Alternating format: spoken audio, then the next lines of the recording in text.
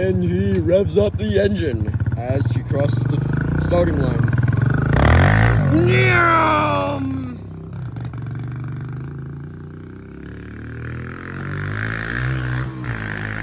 Little bucko thinks he's a speed racer. Fact check, he's not. Bucko's probably going like 10 miles an hour right now. Just can't really tell because of the trees, you know, you feel me. And he stops to make the slowest, most pathetic turn of his life. Thinking he looks cool and all with his horrible taking his foot off the bike to shift.